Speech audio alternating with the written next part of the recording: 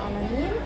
Puja dan puji syukur kita ucapkan kehadiran Allah Subhanahu wa taala sehingga kita dapat berkumpul dan bertemu pada pertemuan kali ini dalam keadaan yang sehat walafiat. Shalawat beserta salam juga kita hadiahkan kehadirat Nabi Muhammad SAW dengan mengucapkan Allahumma sholli ala sayyidina Muhammad wa ala sayyidina Muhammad. Semoga di akhirat kelak kita dapat syafaatnya kelak.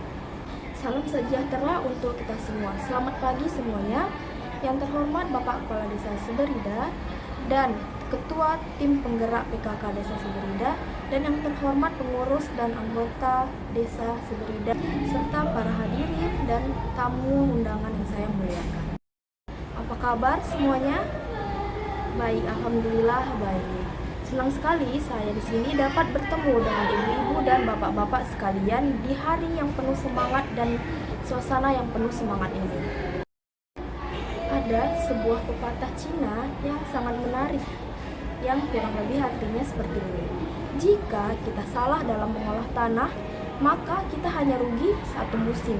Namun, jika kita salah dalam mendidik anak, maka kita akan menyesal seumur hidup. Mendidik anak merupakan hal yang terpenting di dalam keluarga. Nah, bersama saya di sini Anggi Anissa, calon guru pencerdas bangsa. Dalam 5 menit ke depan kurang lebih kita bersama akan membahas tentang peran guru dalam pola asuh anak yang menjadi topik pertemuan kita kali ini. Nah, sebelum kita melanjutkan topik pembahasan kita, saya ingin bertanya, menurut Bapak Ibu sekalian, hadirin sekalian, apa sih masalah dan kendala terbesar yang dihadapi dalam mengasuh anak, khususnya di zaman sekarang ini? Ya, betul, ada sangat banyak permasalahan yang dihadapi dalam mengasuh anak di zaman sekarang ini, mulai dari pergaulan bebas, penggunaan narkotika, kecanduan game, salah pergaulan, dan lain sebagainya. Namun di antara banyaknya persoalan-persoalan dalam mendidik anak ini, pada pertemuan kali ini kita akan memfokuskan hanya pada penggunaan gadget atau kecanduan gadget di kalangan anak-anak di zaman sekarang ini. Hadirin yang saya hormati sekalian, seperti yang sudah sama-sama kita tahu, zaman sekarang ini penggunaan smartphone ataupun gadget ini bukan hanya ada di kota besar, namun sudah sampai ke pelosok-pelosok desa. Bukan hanya orang dewasa, namun anak-anak, bahkan balita pun sudah smartphone ataupun gawai canggih ini pun memiliki daya tarik yang sangat-sangat besar. Terdapat banyak hiburan dan permainan yang bisa kita mainkan secara lama ataupun berjam-jam tanpa merasa bosan. Namun, yang sangat disayangkan, bermain game, bermain sosial media, ataupun bermain smartphone ini sudah menjadi kecanduan tersendiri bagi anak-anak. Seperti yang dapat kita bandingkan dengan zaman kita dahulu, jika kita bermain dengan teman-teman sebaya kita, yang kita lakukan adalah bercerita, bermain mainan tradisional, ataupun permainan anak-anak lainnya.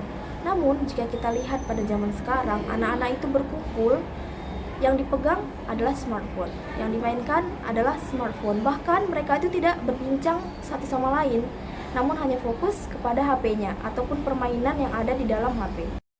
Ya, memang kita juga mengetahui bahwa smartphone ini memiliki dampak yang positif juga, seperti dapat belajar di dalamnya, mencari materi, ilmu, dan lain sebagainya. Namun, dampak negatif yang diberikan oleh smartphone ini juga sangat-sangat besar, terutama kepada anak-anak itu sendiri yang mereka belum mengetahui bagaimana caranya membatasi diri untuk tidak terus-terusan bermain smartphone. Dampak negatif lainnya yang diberikan oleh smartphone ini juga membuat anak itu kurang melakukan kegiatan fisik. Jika biasanya anak itu bermain bola di luar rumah, namun mereka sekarang bermain bola di dalam HP, hanya jarinya saja yang bergerak. Biasanya anak itu bermain sepeda di luar bersama kawan-kawannya, sekarang hanya di rumah saja bermain HP, menonton TikTok. Jadi aktivitas fisik anak ini juga sangat minim diakibatkan oleh smartphone. Dampak negatif selanjutnya itu adalah anak menjadi kurang bersosialisasi. Seperti yang kita tahu, bersosialisasi itu dapat dirangsang dengan anak itu bermain atau bertemu dengan teman-teman sebayanya. Dengan bersosialisasi itu juga bisa membuat anak melatih empatinya, melatih bagaimana cara menghargai pendapat orang lain, bagaimana cara memberikan pendapat, bagaimana memberikan reaksi jika pendapatnya tidak diterima, bermain sportif, dan lain sebagainya. Masalah berikutnya yang ditimbulkan oleh kecanduan gadget ini adalah kurangnya komunikasi antara anak dengan keluarganya. Walaupun mereka duduk di dalam satu rumah, namun tidak berbicara antara satu sama lain karena diasikkan oleh bermain HP. Yang lain yang timbul adalah anak bisa melupakan kewajibannya, seperti lupa mengerjakan PR, lupa belajar untuk ujian, dan sibuk bermain HP sebagai gantinya. Belum lagi jika anak itu terjebak oleh tontonan-tontonan yang tidak bermanfaat ataupun tontonan-tontonan vulgar yang sangat-sangat mudah ditemukan di dalam internet. Itu juga memberi dampak yang lebih buruk lagi kepada anak. Satu faktor yang membuat anak ini kecanduan HP bisa juga datang dari orang tuanya. Karena orang tua ini malas misalnya bermain dengan anak atau menganggap anaknya ini mengganggu pekerjaannya. Jadi dia sudah berikan saja HP agar anak ini diam, agar anak ini tidak mengganggu aktivitasnya atau pekerjaannya. Kita sebagai calon guru memiliki kewajiban atau memiliki tugas untuk memberikan pemahaman kepada anak ini bagaimana cara bermain smartphone ini atau bagaimana cara bijak agar tidak kecanduan smartphone, dan memberitahu kepada anak-anak ini apa sih dampak buruknya, apa dampak negatifnya jika mereka kecanduan smartphone. Salah satu cara agar anak ini tidak kecanduan smartphone adalah dimulai dari kita sebagai guru atau sebagai orang tuanya. Yang pertama adalah dengan memberikan contoh keteladanan.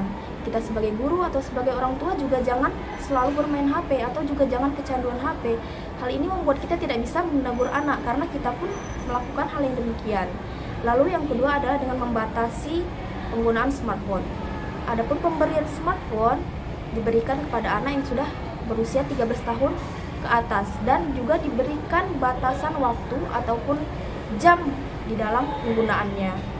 Baiklah hadirin sekalian, mungkin sekian saja pertemuan kita pada hari ini. Yang pada intinya smartphone itu bisa mendekatkan yang jauh dan juga bisa menjauhkan yang dekat. Baik, kita tutup pertemuan kita hari ini dengan mengucapkan alhamdulillahirabbil alamin. Saya Anggi Anissa pamit undur diri, mohon maaf atas segala kekurangan dan kesilapan. Assalamualaikum warahmatullahi wabarakatuh.